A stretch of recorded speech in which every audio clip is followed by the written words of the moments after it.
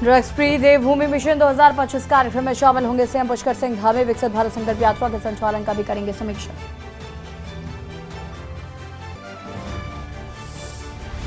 CM Dhami ने किया बड़ा ऐलान, 9400 आरपीआरडी जवानों को मिलेगी 2 मुफ्त वर्दी, मानदेय और भत्ता भी बढ़ाया। रवाई घाटी का सबसे बड़ा महापर्व देवलांग, आज राजा रघुनाथ के दर्शन कर सुख समृद्धि का लेगी आशीर्वाद। 65 से 70 गांव के राधे देव हैं राजा रघुनाथ महासुर।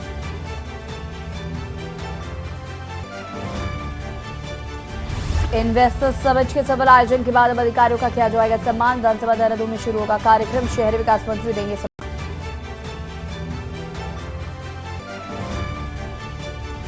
दून आयुर्वेदिक निदेशालय में डॉक्टर की नियुक्ति की मांग जारी। 11 मार्च 2022 को विज्ञापन हुआ था जारी, चयनित अभ्यर्थियों की फिर भी नहीं हुई ज्वाइनिंग।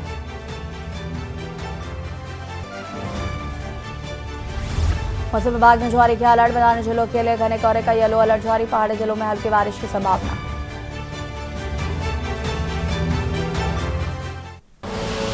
आप देख रहे हैं के न्यूज, खबरों का सारथी।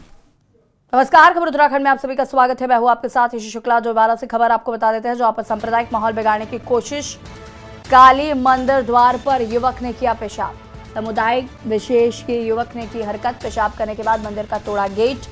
युवक की हरकत सीसीटीवी कैमरे में हुई कैद। घटना को हिंदूवादी संगठनों में भारी रोष व्याप्त है। आरोपी युवक की तलाश में जुटी है पुलिस। हर्रावाला क्षेत्र के काली मंदिर का पूरा मामला बताया जा रहा है। युवक की हरकत सीसीटीवी में कैद।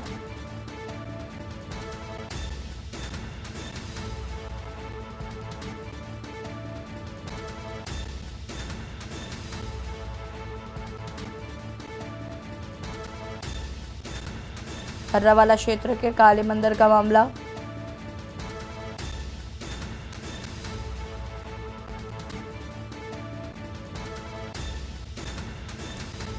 काली मंदिर द्वार पर युवक ने किया पेशाब।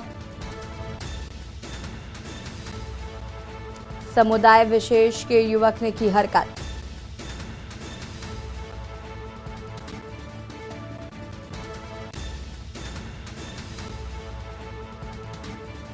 युवक की हरकत सीसीटीवी में हुई कैद। घटना को हिंदूवादी संगठनों में भारी रोष। आरोपी युवक की तलाश में जुटी पुलिस। हर्रावाला क्षेत्र के काली मंदिर का पूरा मामला बताया जा रहा है।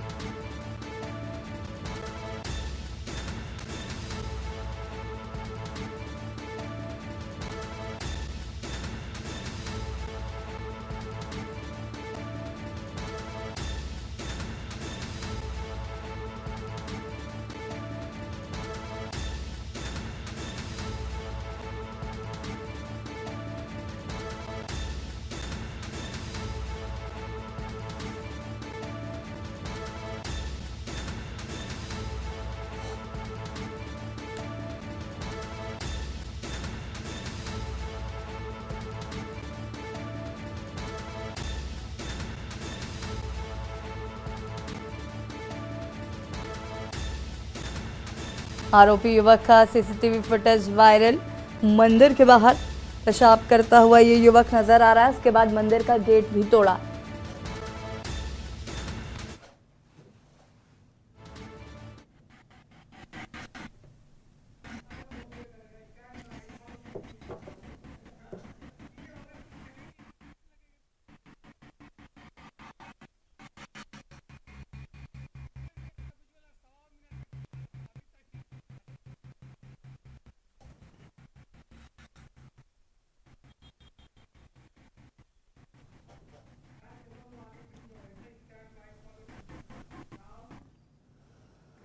उत्तराखंड उच्च न्यायालय के निर्देश के बाद राज्य एवं अन्य के क्रम में नैनीताल शहर की यातायात व्यवस्था में सुधार हेतु राज्य अतिथि गृह में एसएसपी प्रहलाद नारायण मीणा की अध्यक्षता में नगर पालिका नैनीताल गोष्ठी का आयोजन किया गया। गोष्ठी में नगर के प्रबुद्ध नागरिक और होटल व्यवसाय से जुड़े लोगों ने सुगम यातायात के बनाने के लिए अपने सुझाव रखे हैं। पर्यटन सीजन के दौरान होने वाले जाम और पार्किंग की समस्या से उच्च न्यायालय को अवगत कराया जाएगा ताकि उच्च न्यायालय संबंधित विभागों को नैनीताल नगर के लिए वर्क प्लान बनाने के लिए निर्देशित करे, जिससे सुगम यातायात के लिए एक वर्क प्लान बन सके और भविष्य में होने वाले जाम और पार्किंग की समस्या का समाधान हो सके।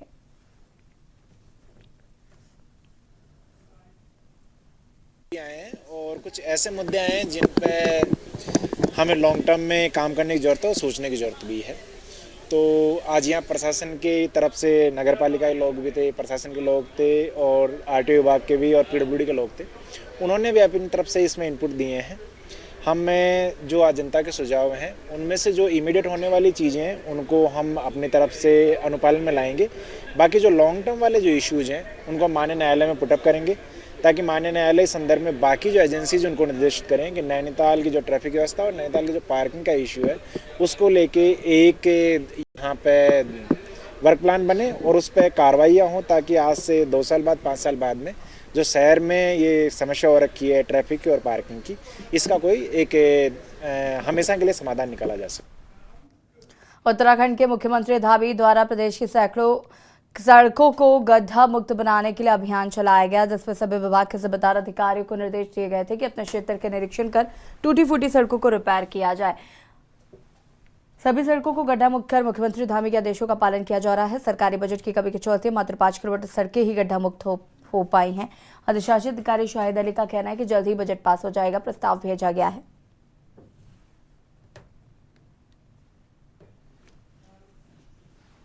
में लगभग करीब सभी सड़कें गड्ढा मुक्त हो गई हैं। 5-6 किलोमीटर सड़कें रह गई हैं शेष, जिनके प्रस्ताव हमने तैयार कर दिए हैं और धनराशि की मांग के लिए शासन को प्रेषित किए जाने हैं। कितनी हो गई हैं और ज़्यादातर तो हमारी हो ही गई हैं गड्ढा मुक्त सड़कें। 5 किलोमीटर शेष है जिनके प्रस्ताव शासन को जाने। जैसे प्रस्ताव पास होता है धनराशि प्राप्त हो जाएगी, उसके बाद हम टेंडर करके उनको सड़कों को भी गड्ढा मुक्त कर दिया जाएगा। हल्द्वानी के गोलापार क्षेत्र के किसानों ने उपजिलाधिकारी कार्यालय हल्द्वानी में पहुंचकर अपने क्षेत्र में आवारा जानवरों द्वारा किए जा रहे नुकसान को लेकर आवाज उठाई। किसानों का कहना है कि प्रशासन शहरों से जानवरों को उठाकर ग्रामीण इलाकों में छोड़ रहा है, क्योंकि पिछले 1 महीने से ग्रामीण इलाकों में अचानक जानवरों की संख्या में इजाफा हुआ। हालात ऐसे ही हो गए हैं कि फसल तो चौपट होती है, उल्टा ग्रामीणों को भी अपनी जान की आफत नजर आने लगी है। देखो, लगातार जो हमें देखने को मिल रहा है और कई दुर्घटनाएं होगी, शासन पासन को हमने अवगत भी कराया। उसके पल प्रसाद हमारे ग्रामीण एरियाओं में आवारा पशुओं की तादाद दिन पर दिन बढ़ रही और कई बार अवगत कराने के बाद में से कोई सुनाई नहीं हुई है। हमारा ये कहना है कि जिस तर्क पर शहर में आवारा जानवरों को पकड़कर उचित स्थानों पर या गौशाला में छोड़ा जा रहा है, उसी तर्क पर ग्रामीण एरियाओं में भी इन जानवरों को छोड़ा जाए, जिससे होने वाली जनहानि, अभी मैं आपको बताऊं गोलापार क्षेत्र में जनहानि लगातार, जिसमें अपनी जानें खोने का भय बना रहता है। भाई साहब धन्यवाद आपका। गोलापार इस समय इतनी समस्या से गुजर रहा साहब। काठगोदाम से लेकर दानीमंगल तक हमारी 11 ग्राम सभाएं हैं, जिसमें 42 गांव हमारे हैं और सैकड़ों की तादाद में रोड पे जानवर घूम रहा है, जिससे आए दिन जनहानि हो रही है और वो जानवर फसलों को भी नुकसान पहुंचा रहा है और जिस कारण एक तो दोहरी मार हमारा किसान झेल रहा है, फसलों को नुकसान हो रहा है और आए दिन उसको दुर्घटना का भय हो रहा है। महानगर कांग्रेस से जिला आपूर्ति कार्यालय में प्रदर्शन कर खाद्य वितरण संबंधी समस्याओं के लिए जिला आपूर्ति अधिकारी के माध्यम से खाद्य मंत्री को ज्ञापन प्रेषित किया है। कांग्रेस महानगर अध्यक्ष जसविंदर सिंह गोगी ने कहा है कि कांग्रेस के समय में जो 20 किलो चावल और 20 किलो गेहूं मिलता था, भाजपा की सरकार में आज के समय मात्र 7.5 किलो चावल मिल रहे हैं। आम जनता परेशान है और महंगाई चरम पर पहुंच चुकी है। आज मात्र चावल, गेहूं और के अलावा दाल, सरसों का तेल, रिफाइंड मिलना चाहिए, लेकिन सरकार का इन चीजों पर ध्यान नहीं जा रहा है।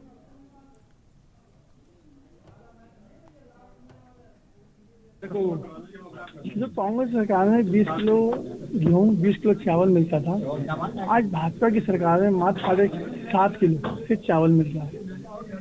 आम जनता परेशान है और जो महंगाई जिस समय चरम समय पहुंच चुकी है, आज मात्र चावल, गेहूं के अलावा दालें, सरसों का तेल, रिफाइंड, ये सब चीज़ें मिलनी चाहिए, लेकिन सरकार की इन चीज़ों पर ध्यान नहीं जा रहा है और सरकार दिन ब दिन चीज़ें कम करने में लगी हुई है। तो इन्हीं चीज़ों को लेकर हमने अवगत कराना था।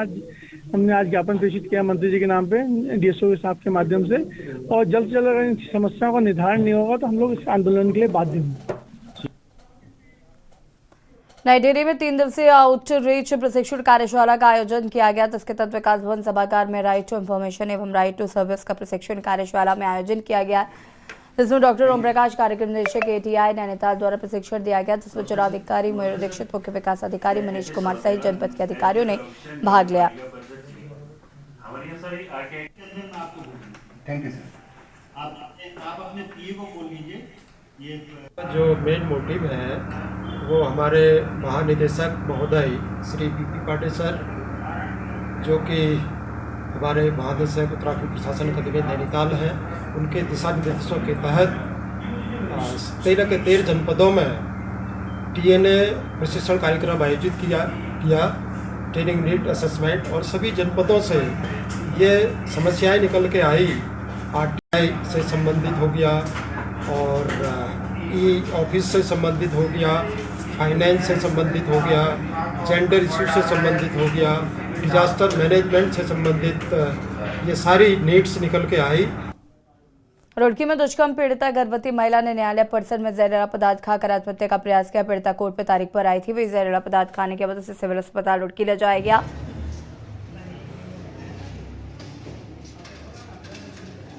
जहां चिकित्सकों ने उसे उपचार के लिए भर्ती कराया है। बता दें कि भगवानपुर थाना क्षेत्र निवासी एक महिला द्वारा भगवानपुर थाने में तैयार देखकर एक युवक पर दुष्कर्म का आरोप लगाया गया था। पुलिस ने आरोपी तैयब का 9 नवंबर को गिरफ्तार कर न्यायालय में पेश किया।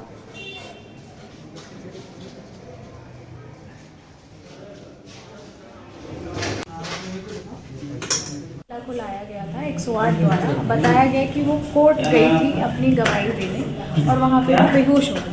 मेरे पास लाया गया, मैंने इलाज शुरू किया। पता लगा मुझे कि महिला ने जहर खाया था। जहर खाने के बाद हमने नली डाली, उसकी सफाई करी है, गैस्ट्रिक लेवाज हमने किया, और जब मेरे पास आई थी तो पल्स उसकी फील नहीं हो रही थी। अभी स्टेबल है, ठीक है पहले से। हमारे यहाँ जैसे कि बताया है महिला ने कि गर्भवती भी है, तो हमारे यहाँ जो स्त्री रोग विशेषज्ञ हैं उनके द्वारा भी चेकअप कर लिया गया है, और इसके बाद जो ज़रूरी इलाज है वो हमारे अस्पताल में इसको दिया जाता है। खबर लक्सर से, जहां पर लक्सर क्षेत्र बाजारों किसान DAP खाद को लेकर परेशान है। पिछले लंबे समय से लक्सर गन्ना समिति तथा अन्य किसी भी सरकारी समिति के गोदाम पर एक भी बैग DAP खाद नहीं है, जबकि गेहूं और गन्ने की फसलों में फिलहाल DAP खाद की बहुत जरूरत है। ऐसे में क्षेत्र के किसान मारे मारे फिर रहे। किसानों का कहना है कि DAP खाद न होने की वजह से गेहूं की बचेती बुआई और गन्ने की बुआई में बाधा पैदा हो रही है।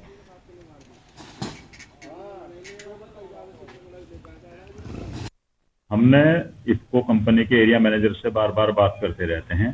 पिछली रैक में भी उन्होंने हमें 5000 की डिमांड पर 318 कट्टे दिए थे, और उसके बाद यही रैक लग रही है। आज या कल लग जाएगी, शायद कल तक खाद पहुंच जाएगा। इसमें हमारी 8000 कट्टों की डिमांड है। अब हमें देखो कितना देते हैं। पैसे हमारे पास हैं, हम उनके लगातार संपर्क में हैं।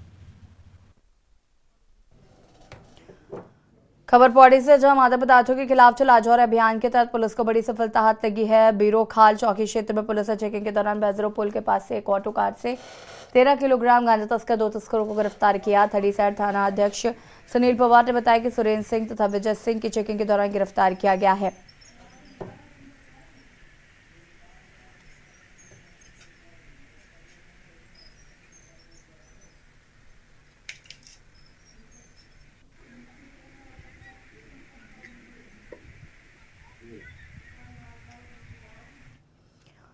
उत्तरकाशी जिले के गंगोत्री, हर्षिल, यमुनोत्री, जवान के चुट्टी क्षेत्र में हल्की बर्फबारी हो रही है। जिला मुख्यालय समेत समस्त तहसील क्षेत्र में बारिश होने की संभावना बनी हुई है। इसके साथ तापमान में भी गिरावट आई है।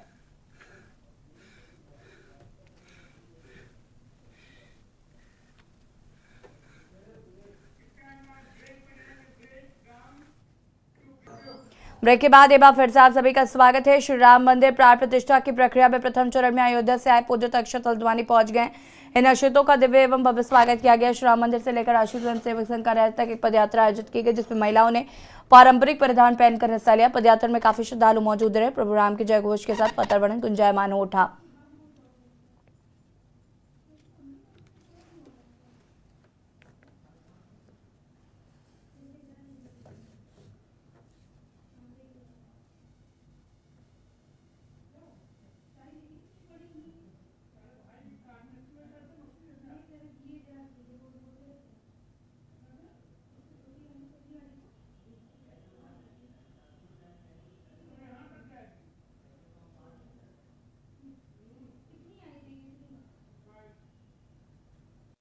भगवान राम का जो मंदिर बनना है, भगवान राम को 500 वर्षों के बाद अपना घर मिला है।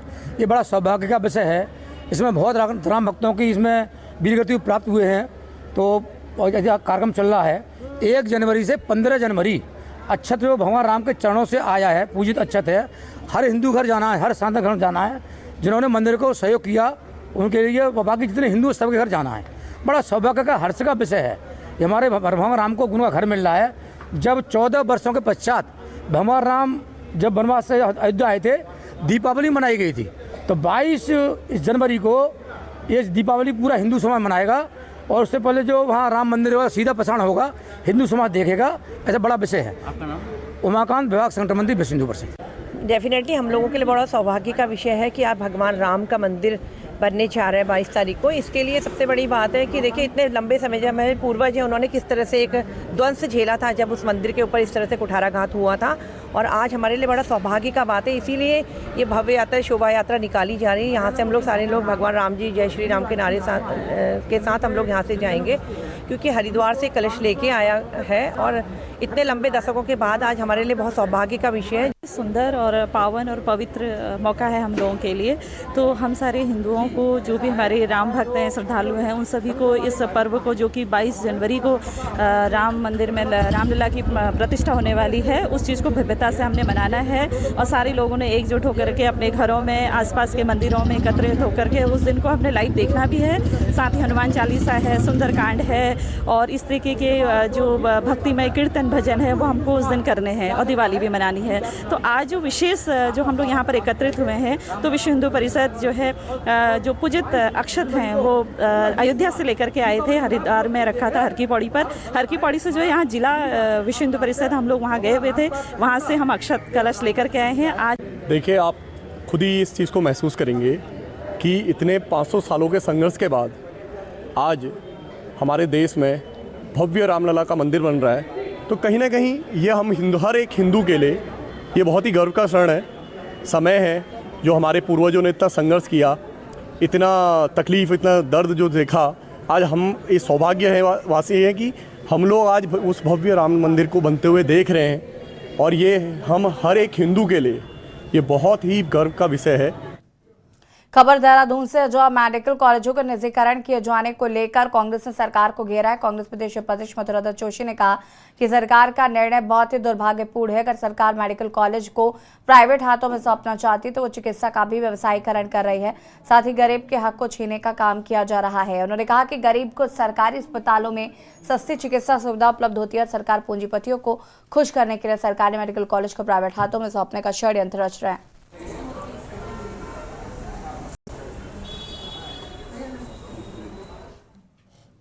चौबोली से खबर, जहां पर पुलिस और वन विभाग की टीम ने संयुक्त कार्रवाई करते हुए भालू के दुर्लभ पित्त की थैले बरामद किया है। इसके साथ ही एक अभियुक्त को भी गिरफ्तार किया। सोजी और टीम ने संयुक्त कार्रवाई में भालू की दुर्लभ 43 ग्राम पित्त की थैले बरामद किए। बता दें कि वन्य जीव जंतुओं को अवैध तस्करी की रोकथाम के लिए इन दिनों तस्करों की धरपकड़ की जा रही।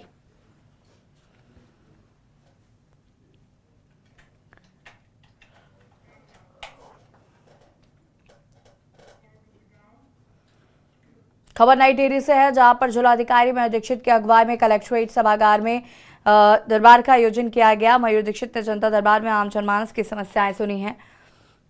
जनता दरबार में 15 मामले सामने आए। जिलाधिकारी ने कहा कि पुनर्वास, बारिश से आपदा, सड़क मामले आए हैं। कुछ मामले पेयजल से संबंधित हैं, जिनको अधिकारियों को निस्तारण करने के निर्देश दिए गए हैं।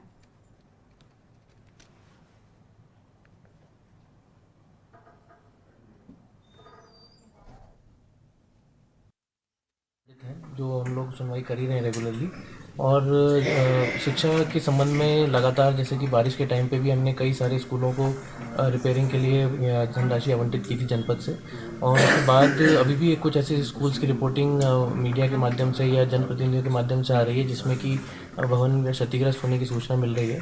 तो उसमें मुख्य शिक्षा अधिकारी को निर्देशित किया गया है कि शुक्रवार तक समस्त स्कूलों के एस्टिमेट्स के साथ प्रस्तुतिकरण दें, और जो भी धनराशि जनपद से दी जा सकती है उसको जनपद से करेंगे, अन्यथा डायरेक्टरेट या शासन प्रेषित किया जाएगा।